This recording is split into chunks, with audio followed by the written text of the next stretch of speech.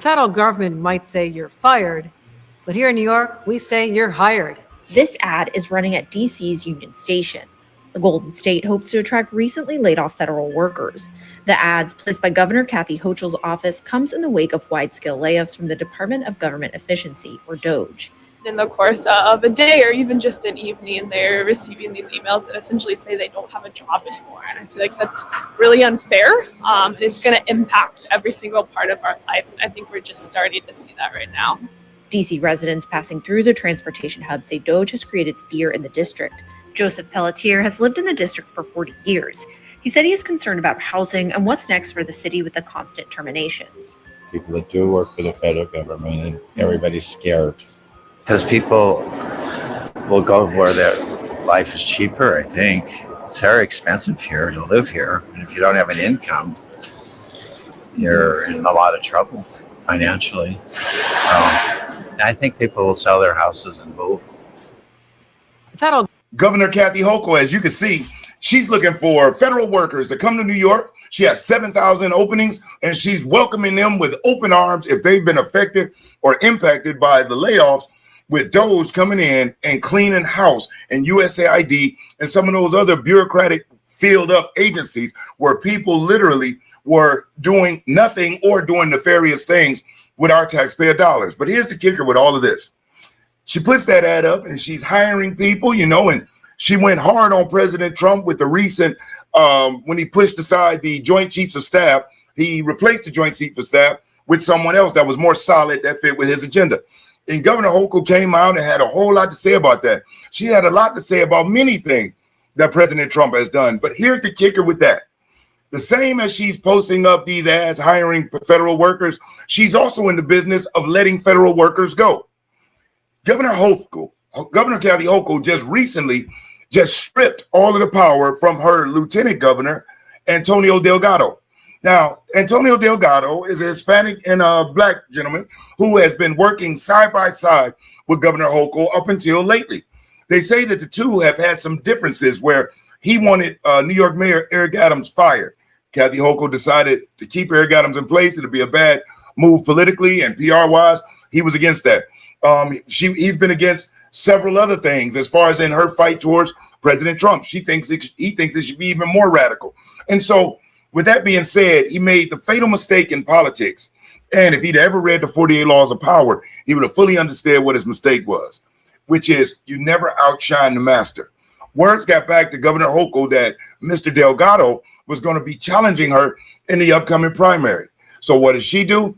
She literally stripped this man of his cell phone, his staff, even took his office.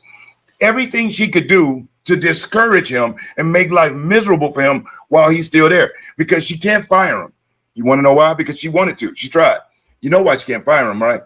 Because he was elected by the people.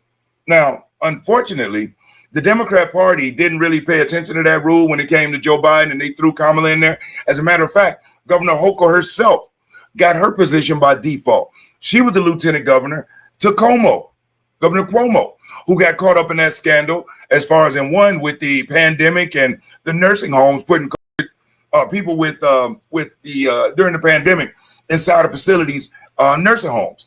And then also with the women issue that he had going on where he was being accused of sexual assault. And so when he stepped down, she stepped up. And when she stepped up, she thought it'd be a good look to get this Hispanic tall gentleman and help her to be more relatable to the people. Well, I guess since he's decided that he's going to go his own way and start his own path, that doesn't work for her. And they talk about and complain about fascism all the time. Trump is a fascist. Trump is a fascist. But all we've seen when it comes to fascism is from the Democrat Party. They literally took the presidential candidate because they didn't like his performance and they felt he was going to get shellacked in front of the entire world. They booted the commander-in-chief off his own ticket, and he didn't go willingly. He was threatened, allegedly. So now we got this situation where New York Mayor Eric Adams, she wanted to fire him, but couldn't because he was elected. And all he's doing is trying to protect the people in New York. She wanted to fire the mayor, but couldn't. So what did she do to the mayor? Stripped him of his emergency powers. Now we down to Mr. Delgado, and she's done the same thing. So let's listen to what's going on in New York. where all of these people cry about fascism, all these people complain about President Trump, but every single thing that they've complained on about him has been exactly what they've been doing. And that's something that I've realized about the Democrat Party. Whatever they're accusing you of doing, they're already doing it. Their gaslighting skills are amazing. And the fact that they still have good people, good Americans that just are what I call low IQ politicals on the political side, they still have these people believing in the crap that they spew out of their mouth while their actions show different. So check this clip out on what's going on in New York. Governor Hochul is moving to strip her lieutenant governor, Antonio Delgado, of much of the power of his office after he hints at a primary challenge to her next year. Political reporter Marcia Kramer has more. It was all happiness and light when Kathy Hochul first introduced her new lieutenant governor, then Congressman Antonio Delgado, who at one time played semi-pro basketball in Puerto Rico. I look forward to getting a few pointers to play some hoops together. Now Hochul wants him out of her sight. She banished him from his office on the same floor as hers in the Capitol in Albany, took away his offices in New York City and the Hudson Valley, confiscated his state-issued electronic devices, and is reassigning much of his staff, all because he hinted at challenging her for re-election. In recent days, he's made no bones about the fact that he and Hochul don't see eye to eye. This is what he said during an interview recently with CBS 6 in Albany. For me, it's very, very important for New Yorkers to know that I am their voice, that I want to be their voice, and that is the only thing that I am beholden to, is the people. Delgado has broken with Hochul on a number of key policy issues. He called for President Biden to step aside while Hochul was supporting him. He called for Mayor Adams to resign as Hochul was taking steps to keep him in office. Pundits say this is the latest attempt at toughness on the part of the governor, a steeliness she exhibited in dealing with President Trump and his decisions to kill congestion pricing and to cut aid programs that New Yorkers hold dear. I think this is her way of saying, look, this is my fiefdom, I'm in charge, you were my pick, you were my lieutenant governor, I made you.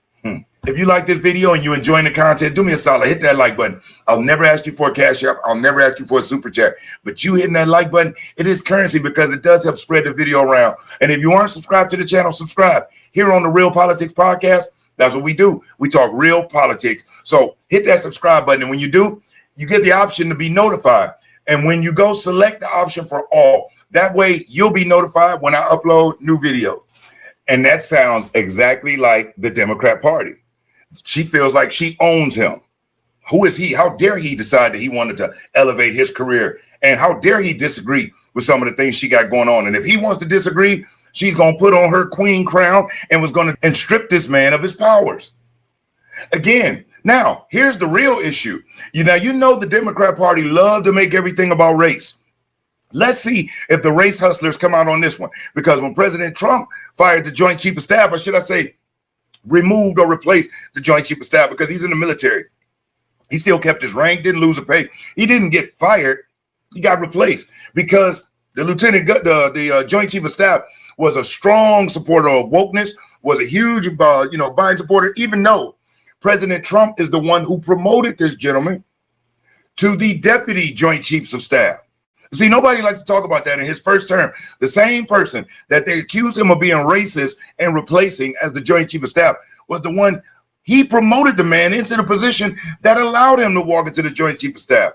And it is very typical for any administration, coaching staff, company, when they come in, they want to, if they got members on the team that can fall in line and go with the agenda, great. But if not, you have to remove them. And the race hustlers went crazy. Called Trump everything under the sun.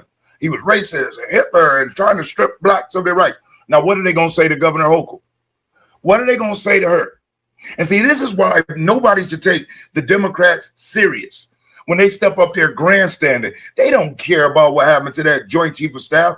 They just wanted to find some way to be a thorn in the side of the Republican Party and President Trump. They want to find a way to make people's emotions go up, because when their emotions, do you know, when your emotions are out and you're acting off emotion, it is much easier to bypass your logic and to implant a message into a person's subconscious that they're not even conscious of.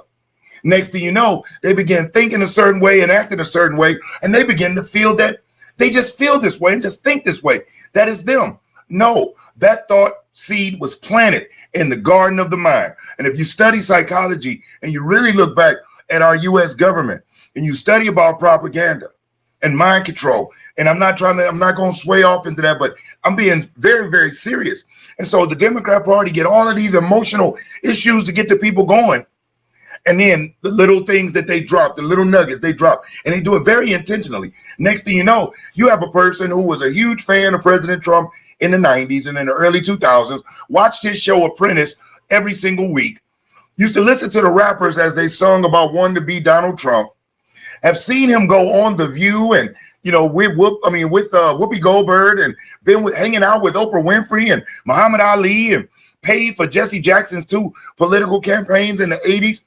But these emotional juggernauts will allow the left-wing media to stimulate these people emotionally, bypass their logic, and imprint certain negative thoughts and perceptions that grow just like a weed.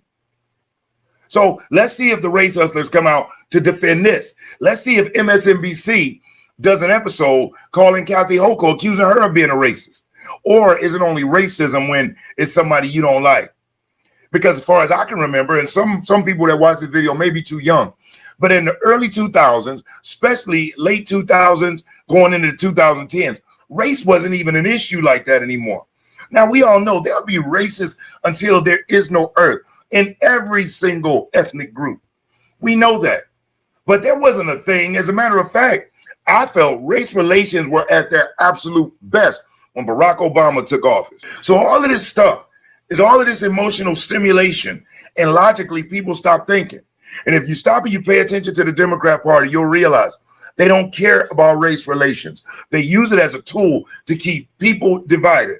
They don't care about women's rights because there are women doing awesome things, but they just happen to be conservative or a certain hue, and then they don't want to recognize that. No, they're all about we talking about just a few months ago, they couldn't even describe what a woman is.